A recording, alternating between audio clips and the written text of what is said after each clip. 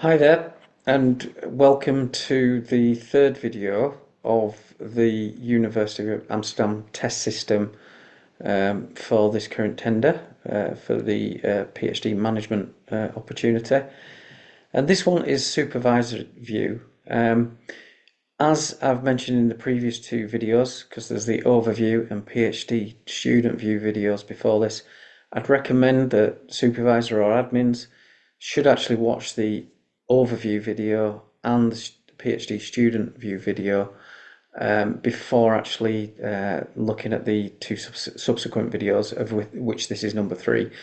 The reason for that is it gives a good understanding of the entirety of the system and actually how it's used across the 3 different roles. Now, speaking of the 3 different roles, as you can see here, we've set up 3, this is on request, but 3 University of Amsterdam roles for the test system. So there's a PhD student, that's Stu 1 to Stu 6, supervisor Sub 1 to Sub 6, and administrator Admin 1 to Admin 6. If you're a supervisor, you'd log in, obviously, as one of them between Sub 1 and Sub 6. Now, another point which I've made in the other 2 videos is we're using the University of Greenwich's configuration for this test system. They were kind enough to allow us to put the test system on their staging environment. And as a result, we're using University of Greenwich's method and approach to do the training plan. And their approach is to do a development needs analysis against a skills framework first. That's the student that does that. And then there's a subsequent supervisors meeting actually booked and recorded that discusses the output of the development needs analysis and then agrees any training that needs to be undertaken to develop the skills that have been identified. So that's the process we're going to go within that test system. Now, we know that the University of Amsterdam's process is going to be different to that, but actually the outcome will be the same as in an agreed training plan. So we've kept it simple because we didn't want to overconfigure and make assumptions about the University of Amsterdam's process, because we know it's much deeper than just actually getting copies of the training plan form. So we've stuck to a tried and tested formula, which is University of Greenwich's, which hopefully you'll find straightforward to operate. Another point on the English and Dutch language options, we've translated, or actually backtracking on that, when you see the test system as I'm going to demonstrate now, it's only in English because due to logistical reasons we've not got the Dutch translation on the site yet.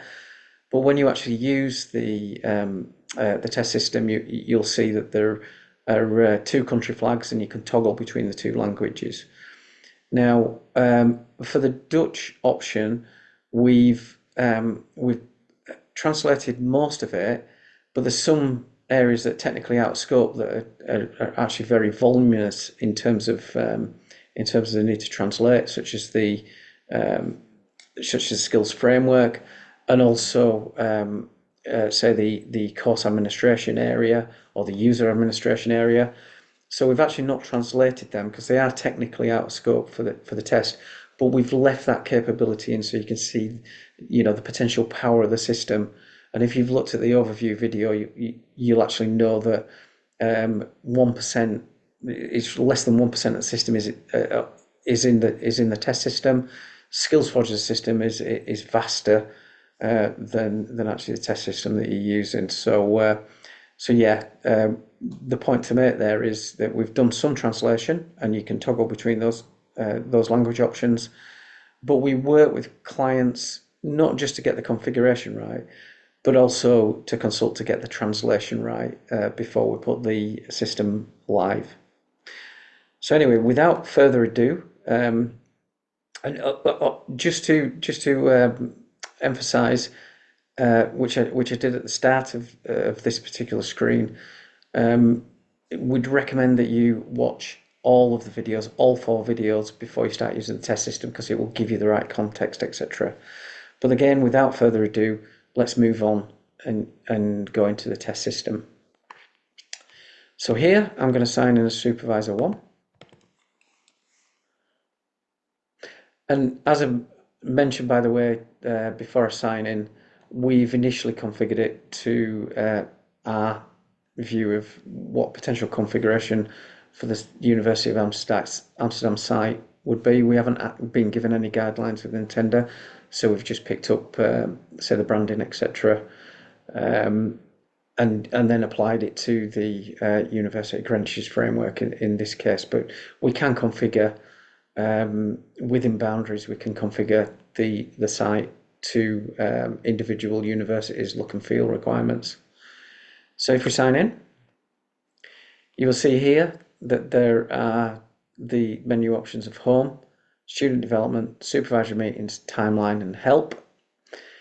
And usually the Home page, which we're on, would be a dashboard for the supervisor in this case, and it would actually list all the things that are outstanding and requiring action. For example, outstanding milestones for their particular students, could be outstanding forms that they need to sign, that kind of thing. But because we've not configured the wider system, this dashboard isn't populated at this point in time, because we're only interested in, say, the training plan and the supervisory meeting. Now, if we go to student development, what I can see is on this drop-down list, I'm responsible for students, and I can see that Amber here, or Stu1, has actually carried out that DNA. There's recommended training here, and if I click, I'd recommend that you actually have already looked at the PhD student video to get a sense of how we've got to this place, rather than actually boring you with going through what the student has done. If I click on supervision, you can see that a course has appeared that would develop supervision skill, as it were, that's been selected by the student as generally something they're not confident at, and it would be high priority. And if you click on this test event, you can see it's actually saying cancel this booking. If I cancel it, right, it won't allow me to cancel it. And the reason why is because that booking's for the student, not for the supervisor. So we've configured it. I mean, in reality, if we'd have properly configured a live system for the University of Amsterdam, you wouldn't have had the option to cancel the booking. So I'm just pointing out that any attempt to book or cancel for supervisors will not work, because this system that we've configured here is just oriented towards students being able to book and cancel their bookings.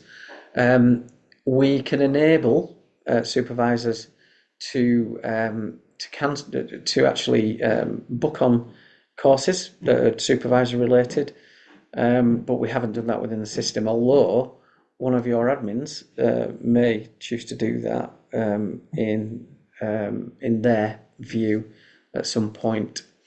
So the system, just as a matter of interest, actually you can set, and these are course administrators, can set the capability to see a course. So the supervisor's got the capability to see the course, and then also the capability to book the course, and the supervisor hasn't got the capability to book the course, therefore they've not got the capability to cancel the course. So we just say OK. Now what you can see though is if we go to the booking summary, we can see that Amber has actually booked on that particular course. You can also have a look at the activity catalogue. If I do a search, very similar, and you can see all courses that you're able to view within the activity catalogue at that point. And also you can see completed activities per student here, as you can see. But there's no completed activities at the moment, so you won't be able to see them. Now, the development needs analysis, just really quick reinforcement. The student has clicked on a quadrant, and they've basically, you can see it's grayed out, so the supervisor can't change this.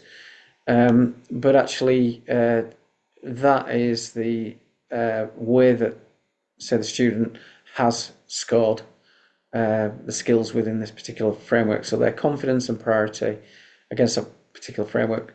What we do is we like to keep things simple, but impactful, and we found that just scoring skills against two measures really works.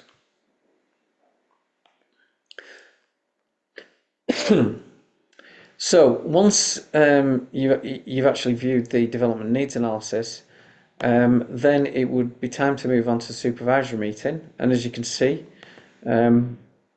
the Amber has actually set up basically the record for the supervisory meeting that, say, you and Amber would have had, and maybe the wider supervisory team would have had, to discuss the development needs analysis that's just been done. And so Amber will have pre-populated this, and essentially what we're looking for now is sign off. If you notice, Amber's actually indicated that all 3 supervisors in our supervisory team were at the meeting, which we recommended in the previous video. So now myself as a lead supervisor, I can sign and save that.